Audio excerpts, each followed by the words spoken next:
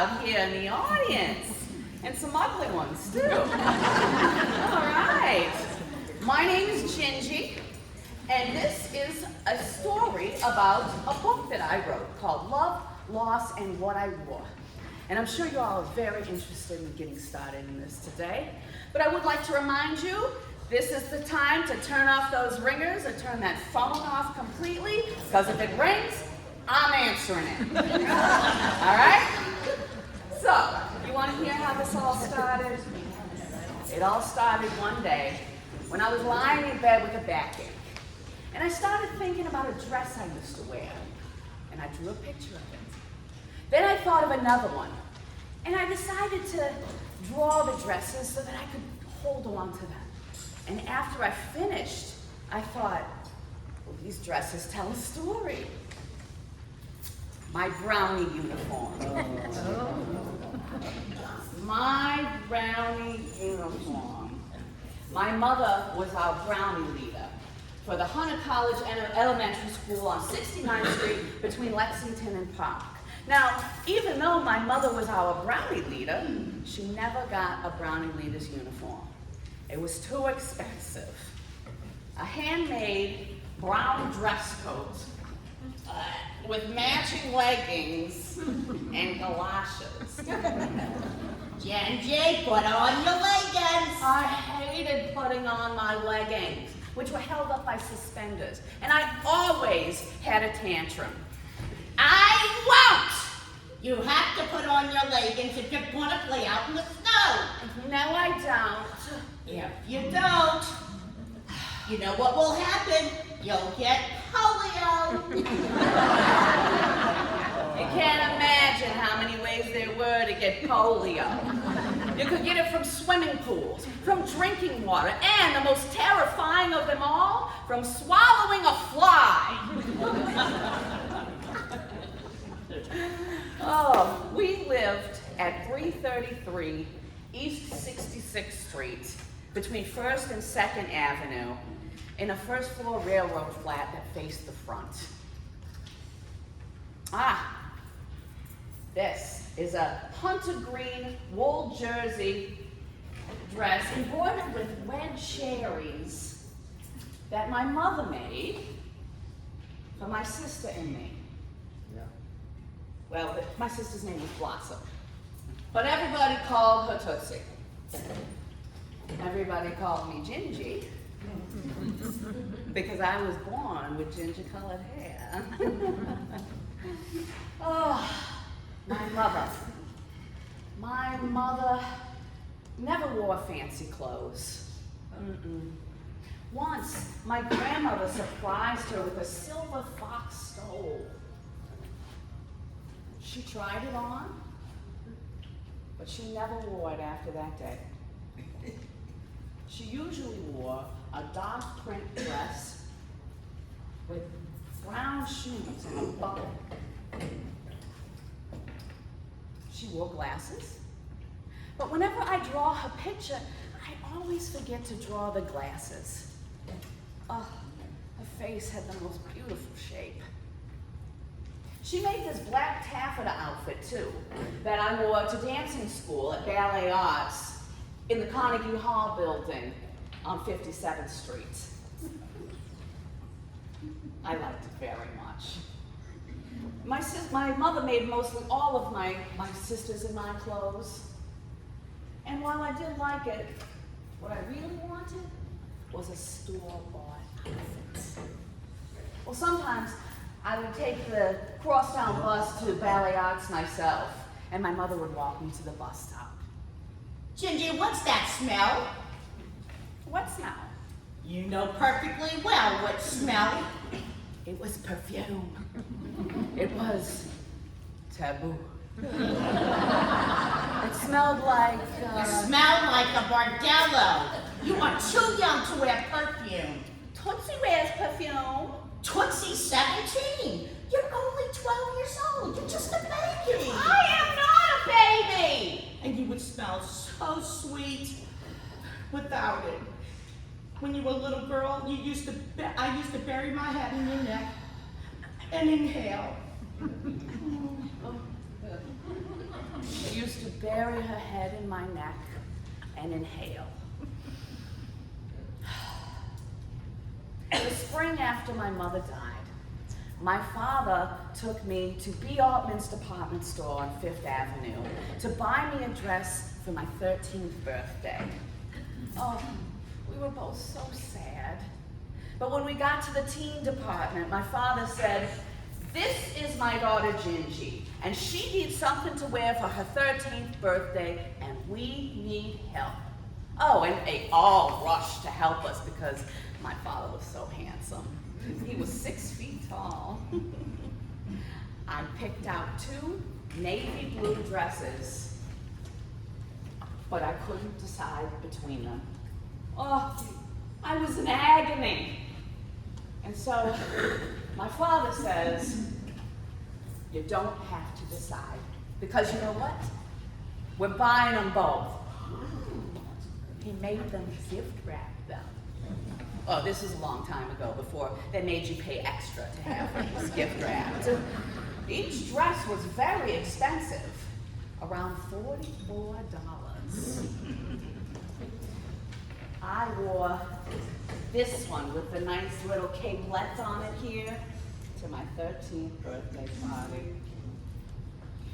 One day, my grandmother came and picked up my sister and me. She had decided that we were going to live with her and Grandpa and Aunt Babby. I never saw my father again.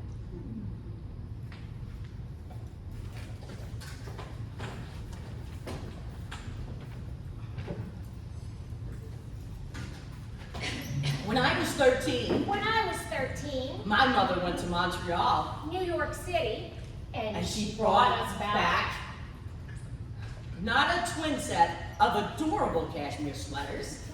Not a CPO, which was a jacket that looked like a shirt made out of black wool, and I wanted one so badly.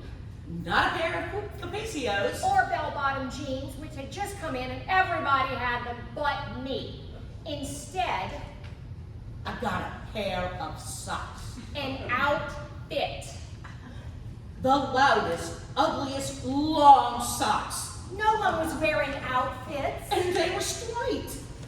My whole class at Scarsdale High School was dressing like hippies, and she gave me an outfit for my birthday.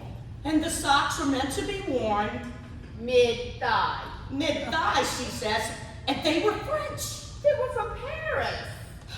Cigarette smoking, finger-thin Frenchies wore them. They're très chic. And I'm not thin. Did I forget to mention that? And they're straight.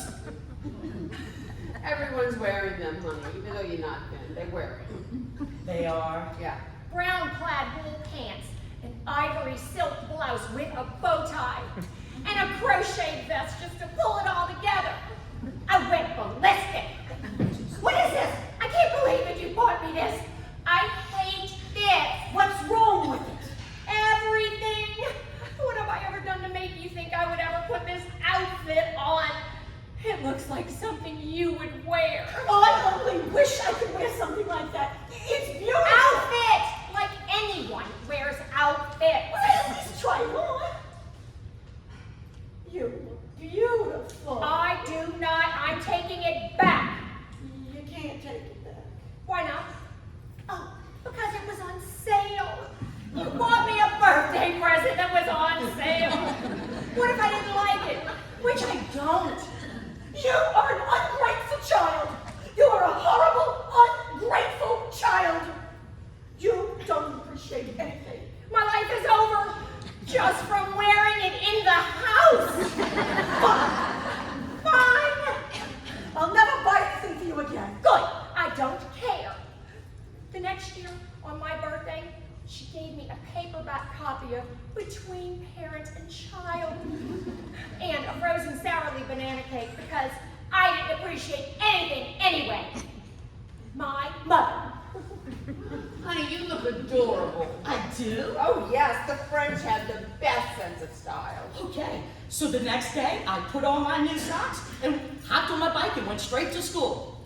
I was feeling very daring and très chic for about a quarter of a mile until I saw Michael Sherman, the boy I've been in love with for for 2 years. He took one look at me and he just started laughing. I knew this was all wrong. My mom completely deceived me. She has no clue about style. And of course, laughs behind my back all damn day. Even a teacher said something. It was bad. The worst thing about it is that I went home and I went to my mom and I said, Mom, they were laughing at me. I was so totally humiliated. She thought it was funny. Honey, look, if you wear that tomorrow, everyone will think that it's a new trend. That's how trends get started, you know. My mother. Oh, goodness. What my mother said. Don't wear stripes and prints together. Loafers were on your feet. Stop tucking in your crotch, Samantha. Don't wear a girdle. It's gonna ruin your stomach muscles. Always wear clean underpants in case you die in a car accident. You never wear that dress. You know how much I paid for that dress? Never buy a red coat. I saw your friend Stephanie at the mall. Is she wearing that blouse I bought for you? You go right back upstairs and take that off. Nice Jewish girls do not get their ears pierced. You'd be so pretty. You'd be so pretty if you Lost weight. Gained weight. Didn't make faces. Fixed your nose. cut your hair. Comb your hair. Washed your hair. Keep your hair out of your eyes. Stood up straight. Ate fruit. Just put on a little lipstick. Took off that makeup. Oh, honey, you look so beautiful. Just looking at you, I'm gonna cry. My little baby is all grown up. You're so pretty. Do you know how pretty you are? Well, you're pretty enough for all normal purposes. Is that what you're wearing? Are you wearing that deliberately to annoy me? Never wear white before Memorial Day. Never wear white after Labor Day. Never wear white. You're much too young to wear black. Never wear black pants with a white shirt or you'll look like the caterer's help.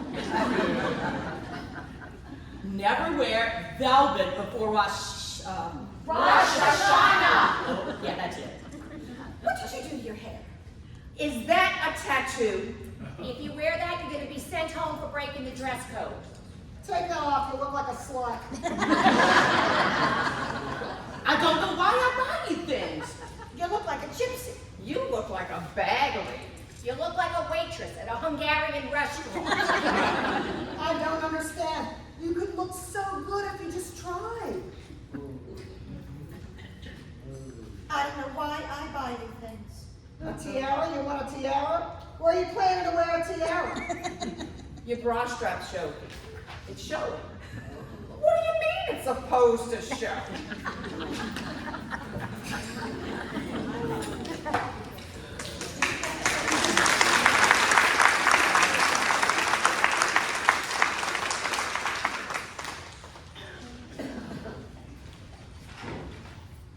The truth is, I have no fashion sense. Never did. For many years, I blamed this on the death of my mom. But then again, I blame everything on that. My weight gain, my addiction to television, my inability to speak clearly. In my fantasy world, if my mom had lived, I would be extremely well-dressed. I would know what clothes went with what, and no matter what I tried on, it would fit. Mom and I would go shopping where mothers and daughters go, to a department store, an outlet mall, hell, even a flea market. We stop by a cafe and order salad and like it. We'd laugh about how great our lives have turned out and make plans for all of the things we wanted to do. But that's just a dream. You see, my mom did not live. She died when she was 39 years old. The truth is, no item of clothing has ever moved me in any way, except for one. After Mom died, Dad took his 5 motherless children to Belfast, Northern Ireland. I guess he thought we would best recover from the trauma of Mom's death. To live in a war zone? The war was nowhere near as scary as what our lives had just went through. When we returned home, we found Mom's side of the closet empty. All her clothes were gone. Later, my dad remarried to a lovely lady. She was a school teacher, and her name was Mary May. After the wedding, she moved in, and that very first morning she was there, I was eating breakfast with a few of my siblings when our new stepmom come walking down the stairs and into the kitchen wearing a burgundy velour, 3/4 sleeve bathrobe with a zipper down the middle and white stripes on each side. No one said a word. We looked at each other and back at Mary as she happily made her way to the stove to put the kettle on. My mom had the same exact bathrobe in blue, electric blue. Now, what are the chances of that, really? There was an unspoken rule in the house, and that we are never to mention my mom's name ever again after her death. But that morning, I knew that rule was about to be broken. My siblings ran out that damn kitchen so freaking fast because they knew the shit was about to hit the fan, leaving Mary and I alone in the kitchen. I said, Mary? My mom had the same exact bathrobe in blue. And she said, oh? And I said, that bathrobe is gone. It's disappeared. I guess it went with all of her other clothes, I assume. Still to this day, that bathrobe is the only piece of clothing that I have in my mind. You see, I can care less about clothes. I have no visuals of prom dresses or sweaters or shoes I can't live without. Clothes is just something for cover. Leaving room for one electric blue memory.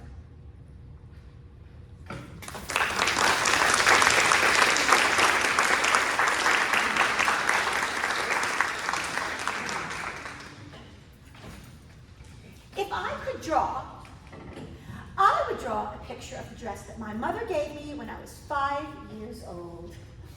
I loved this dress. It had long sleeves. It had a white lace pilgrim's collar with a black lace ribbon at the neck. It was my favorite dress. A few months after my mother gave me this dress, my father, who was a doctor, sent my mother to a mental hospital, moved his nurse into our house, divorced my mother, and married the nurse. We had a cleaning lady that came once a week, and she had a little girl who was a little younger than me. And my stepmother used to give her my hand-me-downs.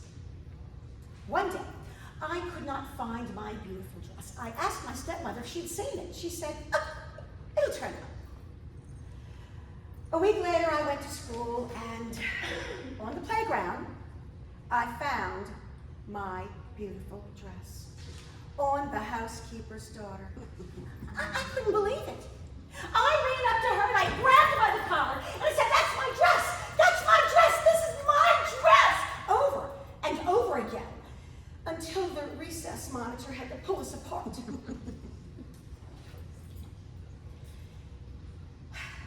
The school didn't punish me. shaking and crying, and I just stood there, shaking and crying, with this black satin ribbon clenched in my fist. They didn't punish me because they understood. But I always thought I should have been punished. Because shame on me. Shame on my stepmother, too.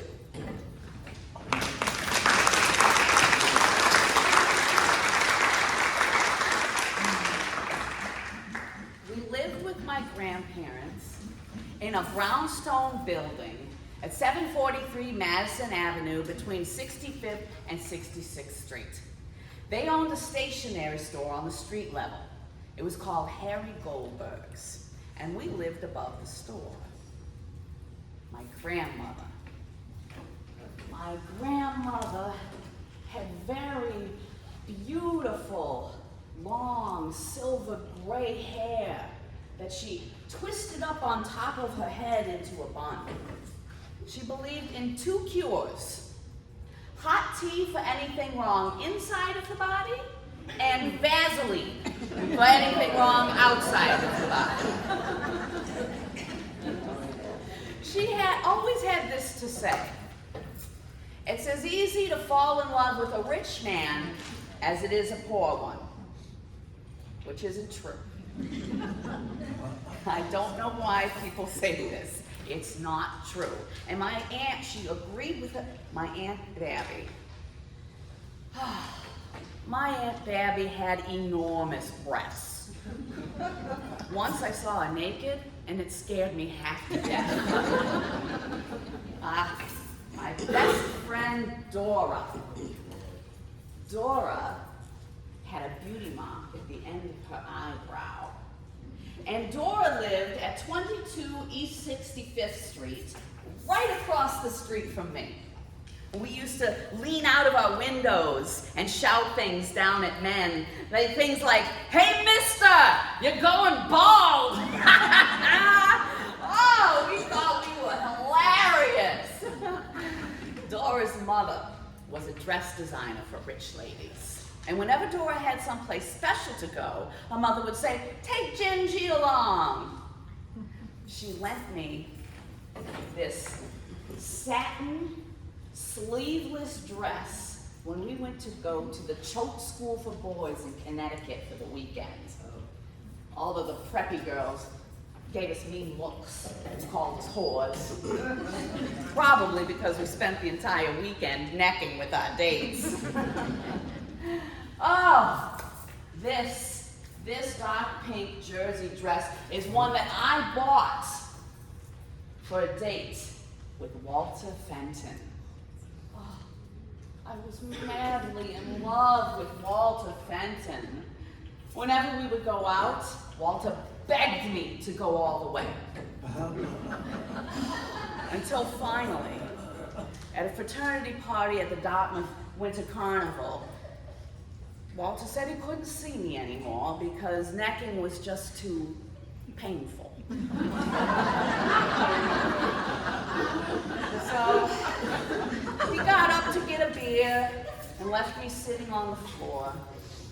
After a long time, he came back and he said he was going to drive me back to the place where I was supposed to sleep. And I said that I didn't want to, that I wanted to spend the night with him. Are you sure? He said. Yes, I'm sure. So we did it. And that's when I found out that in sex, once you do something, you've got to keep doing it. By the end of my freshman year, I thought I was pregnant. Oh, I had no idea what to do.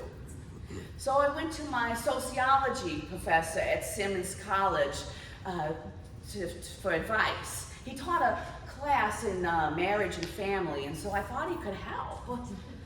Oh, well, it turns out I wasn't pregnant. But by then, Walter had vanished.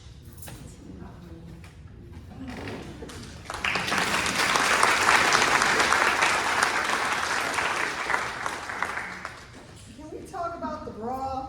Oh. This is such a painful subject. My first I bra. can't even talk about it. May Company. Macy's. Nordstrom's. Bloomingdale's bra sale. I almost got trampled to death. My father took me. I still can't talk about it. My breast. I mean, the whole thing, oh, it's still very painful to talk about. I was always trying on bras. My aunt had this really big one, and I used to put it on my neck. My first bra looked like 2 triangles. I got it at Jewel Wash. It was awful because there was some really, really cute guy there shopping with his girlfriend.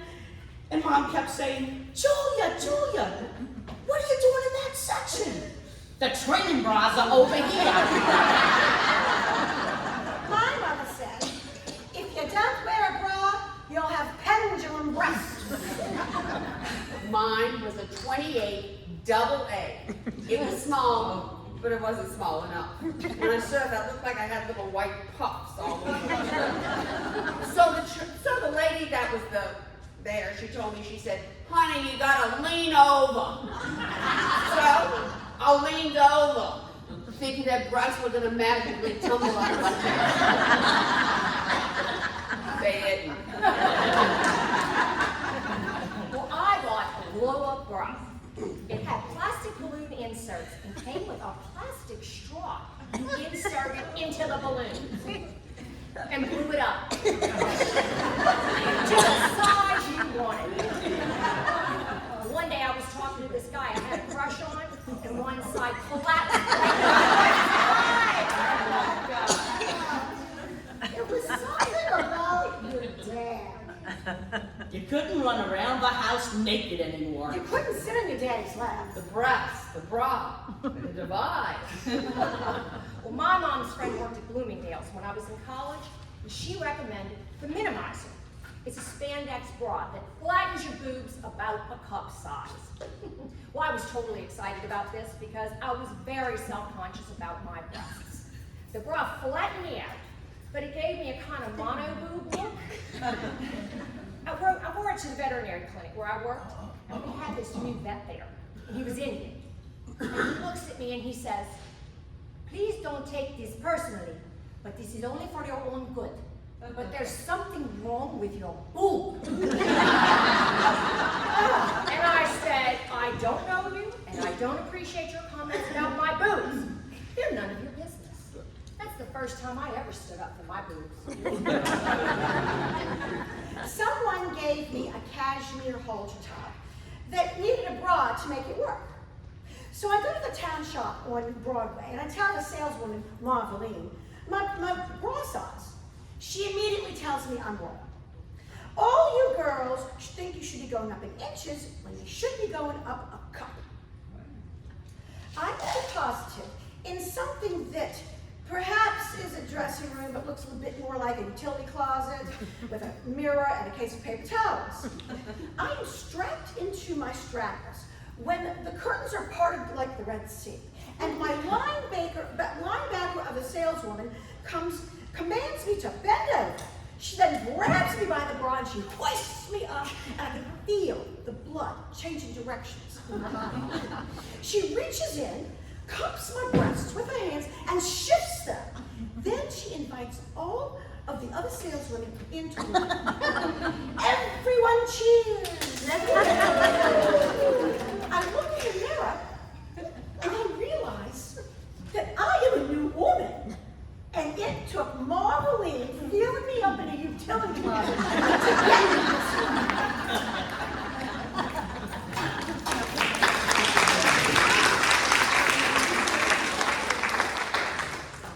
Well, my junior prom dress was powder blue and white. It had these little bows on it, and it had a white satin bow, but it had a big blue bow at the bottom, kind of like Cinderella. It was beautiful. The problem was my date. He knocked on the door, and I opened up the door, and there he was. in a powder blue tuxedo with a white ruffly shirt and a big powder blue tie. We matched. I was mortified, but it wasn't like I had much choice in my date. I mean, I was sort of one of like the last ones to be asked to the prom. Look, I wasn't the very last, but I was one of the last. So I didn't have a choice in what he wore or really who he was. We went to that prom. I had an awful time. And after the prom, do you know what his idea of fun was? To go into a field and tip cows.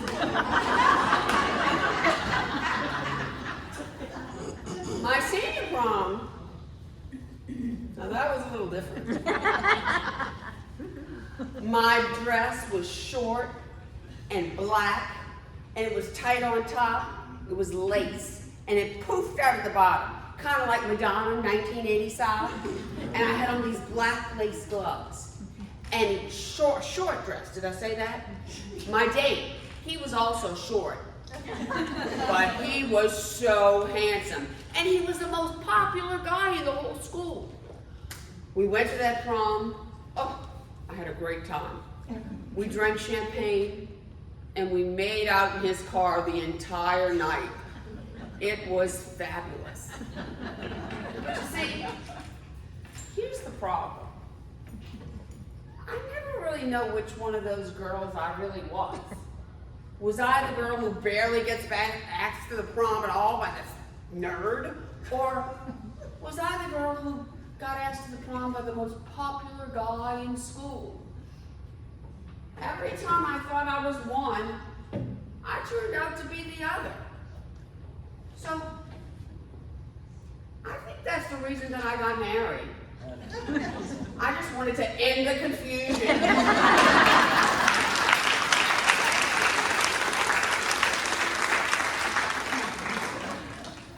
Oh, Madonna. Any American woman under the age of 50 who said she's never dressed like Madonna, she's either lying or she's honest. Madonna represents sexual freedom. Third wave feminism Individuality. And fabulous fashion. Last year for Halloween, we all dressed as Madonna from 4 different stages of her career. And I was desperately seeking Susan Madonna. I had a black t-shirt that cut to reveal my stomach when I was thin, silver necklace, and a huge black skirt with red Converse sneakers. I was blonde ambition tour Madonna. Tight black leotards, fishnet stockings, a headset. And this was really brilliant. 2 paper party hats. I painted black to trim the big pointed black one. Well, I was expressive as Madonna. I wore a man suit and I rocked a red lip. I took a scissors and I cut holes where my bras went so my bra showed through. I was Patty Hearst Madonna. I wore that cute little hat that Patty wore when they robbed the bank. And I had a trench coat and a fake gun strapped across my chest. Good. Anyway, these costumes and a whole lot of cosmos totally freed us. Yes, and I kissed the girl. Oh my God, I made out with a bunch of gay men. I practically got into a fight with a whole nother group of girls dressed as Madonna. And whenever Vogue came on, we totally hit the floor. Vogue, Vogue, Vogue, Vogue, Vogue.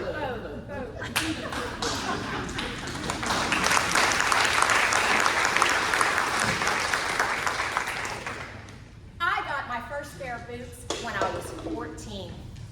They were suede, and they were the answer to my need to be identified as a brooding, wounded, but potentially brilliant artistic subspecies of female, with practically no genetic relationship to my miserable, screaming family. My dog Porky got them confused with an entree, and he ate a hole in it. So I took a bus to Sausalito, and I got a new pair. Ha! Those. They were olive green, and they came up above my knees. By the time I got to Berkeley, where I was an art student, I was all boots, all the time. Freshman year, I had 2 pair. One was a golden brown, and one was, a deeper brown. And and I wore them with really, really, really short skirts. I mean, I thought my boots gave me a kind of mysterious bohemian charm. Tough, but tender, rugged, but sensuous. Poetic, but unselfconscious, like Joni Mitchell.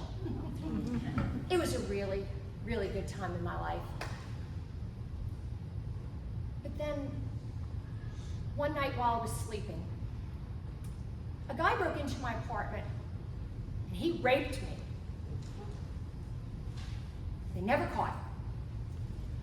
I have no reason to think that he had ever seen me before that night.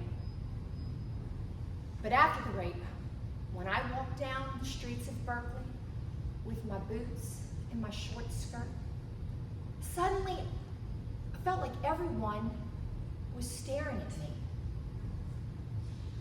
So I gave my short skirts to Goodwill, not the boots. I love my boots.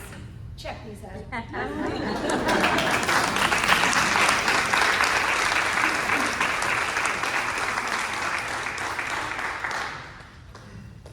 The dressing room. What do you think?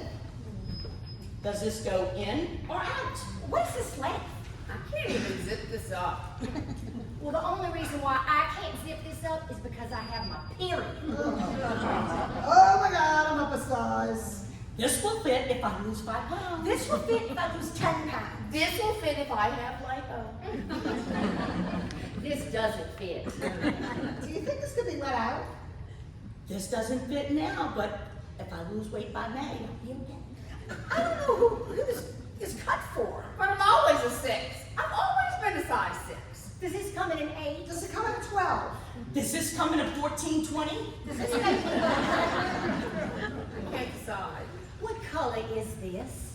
I can't wear gray. Yellow makes me look sick. Oh, it's so pale and green. Oh, it's so red. It's so red. Is this black or navy blue? I can't buy another black turtleneck sweater. I can't buy another white t-shirt. I look like my mother. What am I supposed to wear with this? Does this match? Hey, if you're not buying that, can I try that on? Does this one small? Is there something wrong with the lighting in here? Is the mirror like distorted? I can't wear anything without sleeves. I can't wear anything low cut. Oh my God, my arms. What has happened to my arms? Well, if my elbows faced forward, I would kill myself. My butt is falling. Is my butt falling? Oh my God, my butt fell! Does this make me look fat?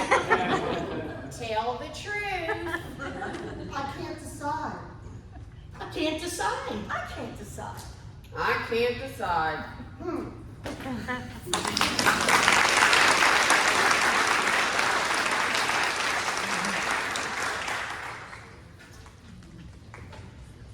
Last summer, I lost my favorite shirt. To be more accurate, that shirt just vanished into thin air. When I got home from being away for the summer, I unpacked all my bags, trying to find the damn shirt. Just couldn't find it. That shirt just never materialized.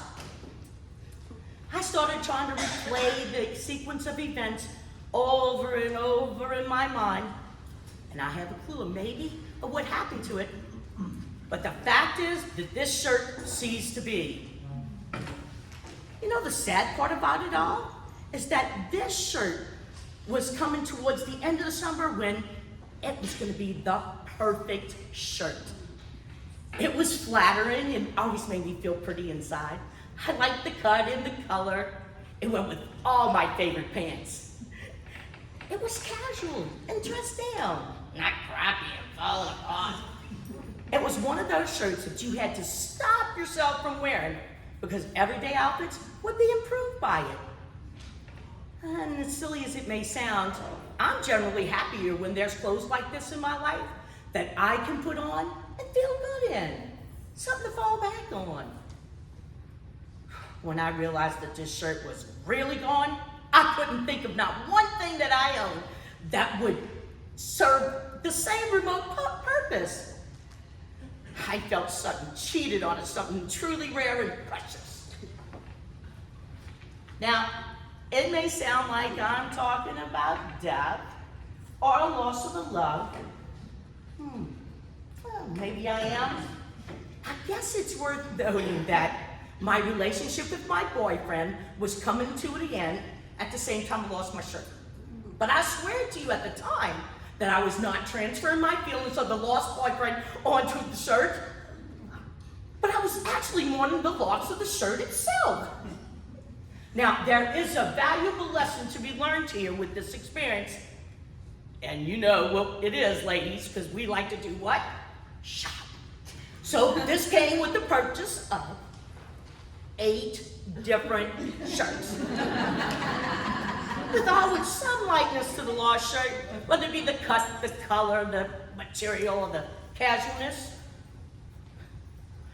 And eventually I had to resolve and be thankful for the time I had with my shirt and move on. At least now I know what I'm looking for.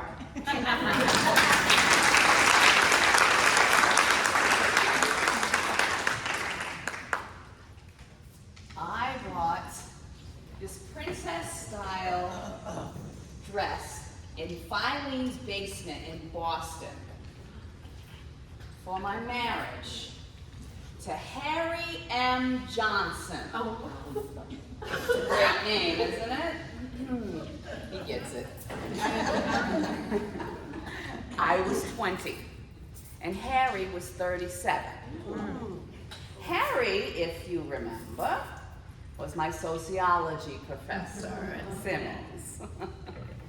We were married at his best friend's house in Dobbs Ferry. My grandmother came. Well, there was no food. That was the weirdest thing. There was no food, only champagne and wedding cake. And my grandmother came and my Aunt Babby, but my grandfather wouldn't come because he thought that Harry was too old for me, and besides, he was Catholic. Here's what my grandmother had to say on this occasion. You're killing me.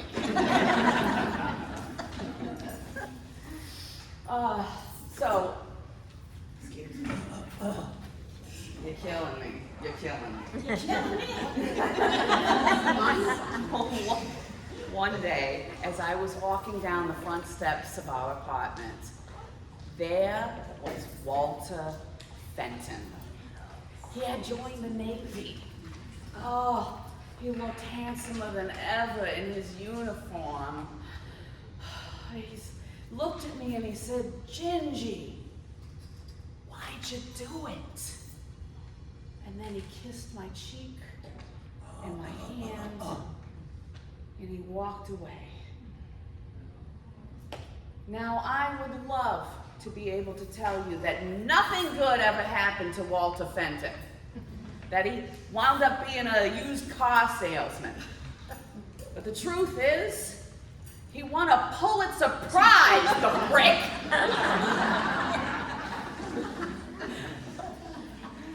Oh, all right.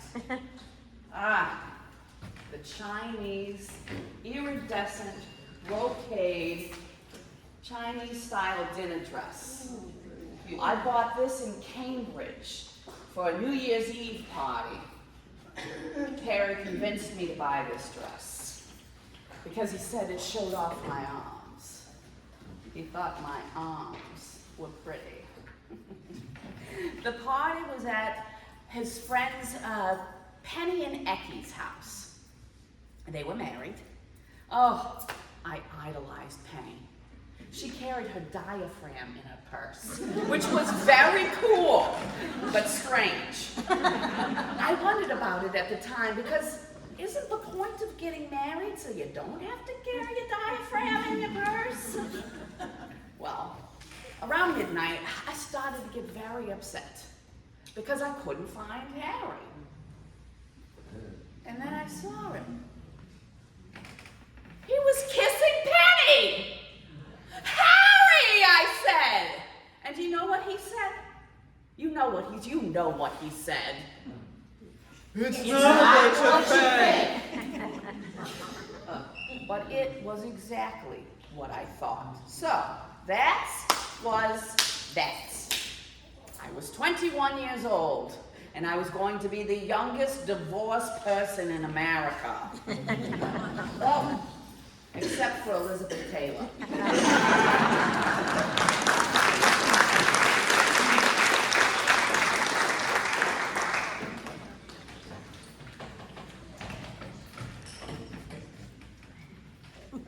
In the beginning, I remember the jewelry more than I remember the clothes. When I first met Ray, we were both married, and we both worked at the same truck dealership. And he told me that falling in love with me was like lettuce. Lettuce. You see, when he was a kid, he had colitis, and he couldn't eat any roughage, and he really missed it. So when he was allowed to eat it, his mother gave it to him in little bits at a time. And he said that that first plate of salad was like a religious experience. He relished the look and the taste and the smell and the crunch of it. He said it was like coming alive. So the first gift that he gave me was a ring that he made that said, lettuce. Lettuce.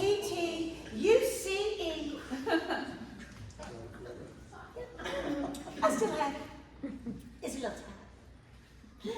Anyway, before he would sleep with me, Ray told me that he'd been in trouble and that he'd been arrested and that he was probably going to jail.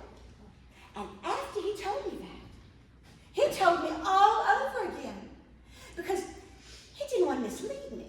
But all I wanted to do was sleep with him. I didn't care. And I was not shocked that he'd been arrested.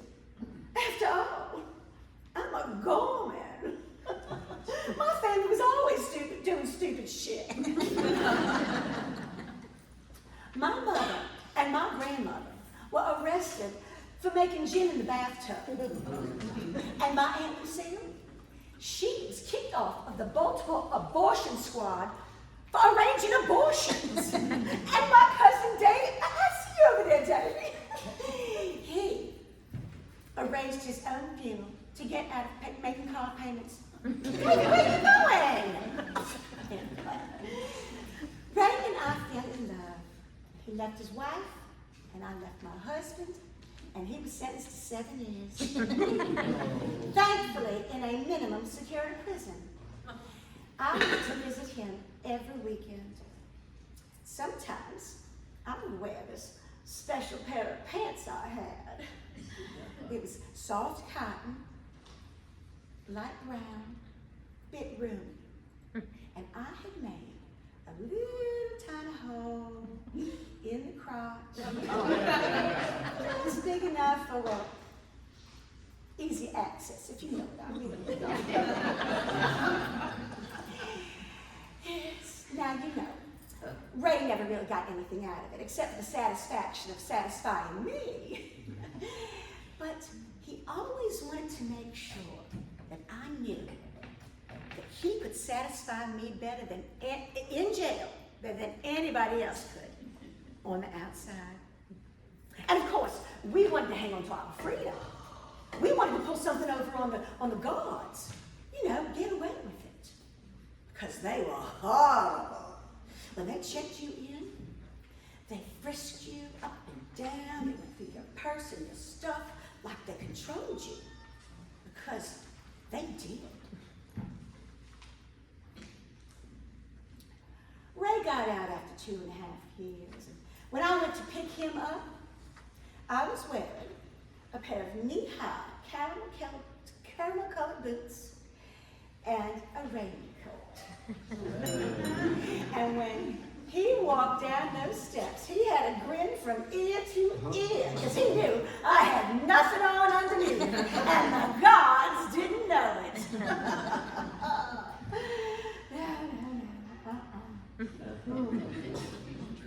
By the way,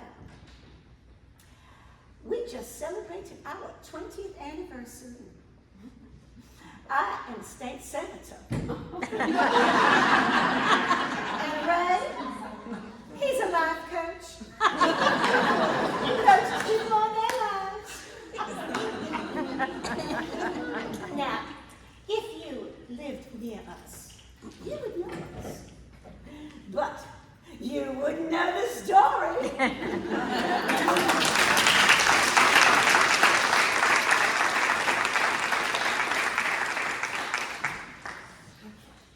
I always wanted a pair of black cowboy boots because I thought they made me kind of look tall and raggedy, like a girl named Slim that a guy could really go for. So one time I danced into this Western wear, and there were these beautiful pair of black Laconas. They had shit sticking on the side, and they were shit-kicking pointy-toed boots. They were $250. The salesman said they'd be good for my arches. I had terrible arches. She's obsessed with her arches. My older sister. She's always been obsessed with her arches. My younger sister. As fate had it, about a month later, I fell in love with this guy named Chase. And he had a pair of black Tony Lama boots. Oh, turns out he happened to be the same sexy guy that I saw standing against a column at a party at the architect school on campus. It was Halloween, don't forget to mention that. He had a chainsaw through his torso. How could she resist him? She couldn't. Well, he was sort of this prepster guy, and he had these kind of freckly arms, and he had on his black boots. And since I don't have my black boots, and I had freckly arms, we were standing there all entangled. It was meant to be. She followed him to Seattle. He invited me. He did not. Yeah. Oh, he didn't. Yeah, he invited me. No. Of course, he wanted to move out because he wanted to get rid of his incredibly dysfunctional family. But if I ever said his family was dysfunctional, he'd say, "What are you talking about my family being dysfunctional? What about your family? What about dysfunctional families? How's about your family? What about your sisters? What about your sisters who hate me? Which we did. Because of the way you treated her. Although she loved him, he couldn't have behaved like that if she hadn't loved him. We discussed it for hours. Behind her back. What a jerk he was. Why is she in love with him? Why? Why? Why?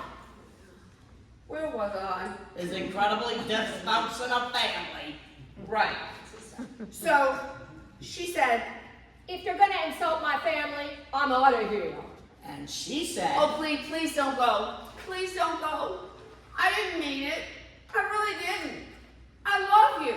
I love you." I love you. He was always threatening to leave.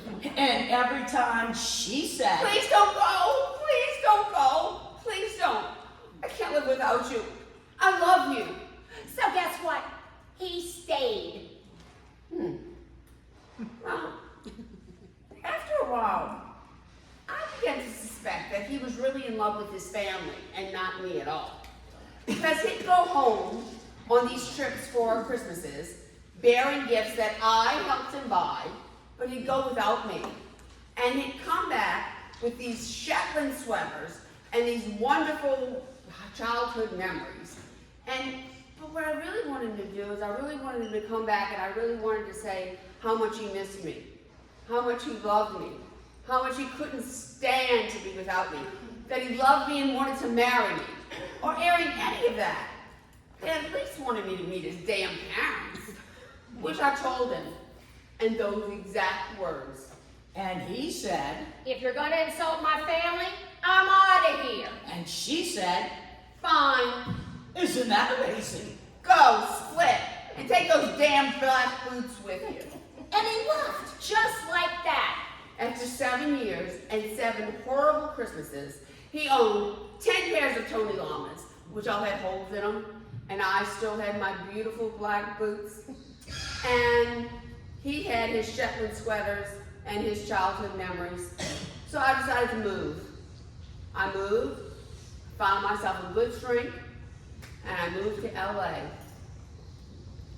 where we live.